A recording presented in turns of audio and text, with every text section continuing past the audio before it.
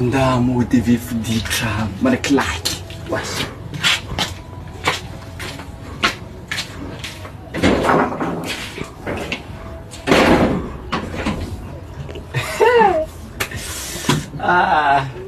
alum zain ya fi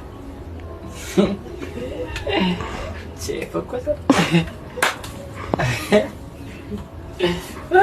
Ya, halo. ya fi so Udah. Udah.